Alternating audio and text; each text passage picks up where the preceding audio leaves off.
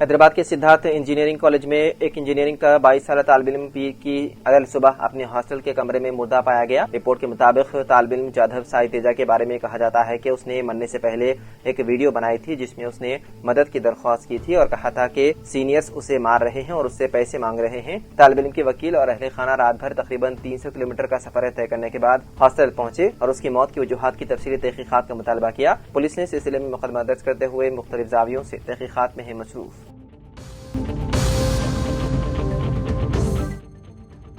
ملک بھر میں آج سے جی ایس ٹی ریفارمز نافذ ہو گیا ہے۔ اس کے ساتھ ہی روزمرہ میں استعمال کیے جانے والے کرانہ سامان، ڈیری پروڈکٹ سے لے کر ٹی وی، اے سی اور کار، بائکس تک تمام چیزوں کی قیمتوں میں تبدیلی ہو گئی ہے اور یہ سستے ہو گئے ہیں۔ وہیں کچھ اشیاء پر ٹیکس کی مزید مار پڑنے والی ہے اور یہ مہنگی ہو گئی ہے۔ حکومت نے جی ایس ٹی ریفارمز کے تحت کئی اشیاء کے جی ایس ٹی سلیب تبدیل کیے ہیں تو کئی آئٹمز کو جی ایس ٹی سے مستثنی کر دیا ہے جن پر اب صفر جی ایس ٹی لگے گا۔ ان اشیاء میں خاص طور پر فوڈ پروڈکٹ شامل ہیں۔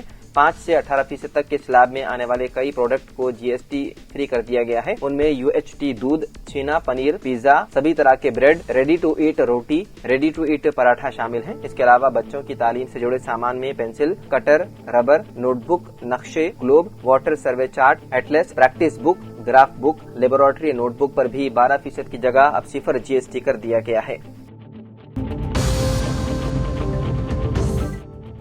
ریاست تلنگانہ کے ناگرجنا ساگر پروجیکٹ کی سطح آب میں ایک بار پھر اضافہ ہوا ہے۔ اس سیزن میں یہ 5ویں مرتبہ ہے کہ 26 گیٹس کھول دیے گئے ہیں۔ سیلاب کے پانی کے بھاری مقدار میں بہاؤ کے پیش نظر پروجیکٹ کے گیٹس کے ذریعے پانی کا اخراج جاری ہے۔ 16 گیٹس کو 5 فٹ اور 10 گیٹ کو 10 فٹ تک اٹھایا گیا ہے اور اسپیل وے کے ذریعے 2,68,749 کیوزک پانی نشیبی علاقوں میں چھوڑا جا رہا ہے۔ ناگرجنا ساگر میں 3,21,023 کیوزک پانی کا بہاؤ ہے اور تقریباً اتنی ہی مقدار میں پانی کا اخراج بھی کیا جا رہا ہے۔ ناگرجنا ساگر ڈیم کی مکمل سطح 590 فٹ ہے جبکہ اس وقت پانی کی سطح 587 فٹ تک پہنچ چکی ہے۔ پروجیکٹ کی مکمل گنجائش 312 ٹی ایم سی ہے اور فی الحال اس میں 305 ٹی ایم سی پانی موجود ہے۔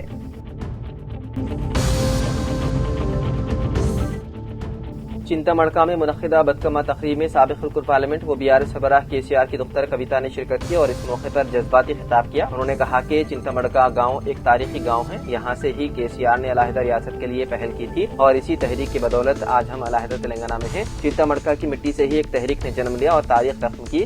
کئی برسوں میں آج یہاں آئی ہوں اور وہ بھی آپ کے اصرار پر۔ بچپن سے ہم نے یہاں ذات پات اور مذہب سے والا تر ہو کر تہوار منائے۔ چنتا مڑکا نے جو سبق دیا اسی کے مطابق میں سب کو ساتھ لے کر بڑھ رہی ہوں۔ اسی دھرتی کے حوصلے سے میں نے پورے تلنگانہ میں بدکما کا انعقاد کیا۔ انہوں نے کہا کہ کچھ لوگوں نے کے سی آر پر داغ لگانے کی کوشش کی اور جب میں نے یہی بات کہی تو مجھے بدنام کیا گیا۔ کویتا نے اپنے دل کی بات بتاتے ہوئے کہا کہ میں اپنے ہی خاندان سے مجھے دور کرنے والوں کو میں نہیں چھوڑوں گی۔ یہ دھرتی کسی کی ذاتی ملکیت نہیں، پابندیاں لگائیں گے تو میں بار بار آتی رہوں گی۔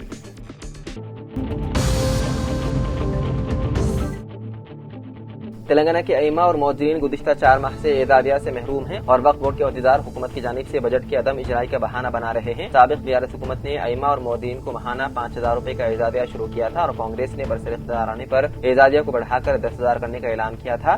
حکومت کے 20 ماہ مکمل ہو گئے لیکن اعزازیہ میں اضافے کا وعدہ پورا نہیں ہوا۔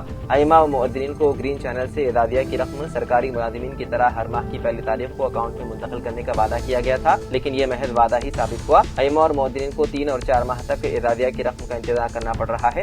گزشتہ مرتبہ بھی 3 ماہ کا اعزازیہ ایک ساتھ جاری کیا گیا تھا۔ 14,000 سے زائد ائمہ اور مؤذنین گزشتہ 4 ماہ سے اعزازیہ کی رقم سے محروم ہیں۔ دلچسپ بات یہ ہے کہ اقلیتی بہبود کے بجٹ میں ائمہ اور مؤذنین کے اعزازیہ کے لیے 30 کروڑ روپے جاری کیے گئے۔ بجٹ کی اجرائی کا جیو جاری ہوا لیکن بتایا جاتا ہے کہ محکمہ فائنانس نے ابھی تک یہ رقم وقف بورڈ کے اکاؤنٹ میں منتقل نہیں کی ہے۔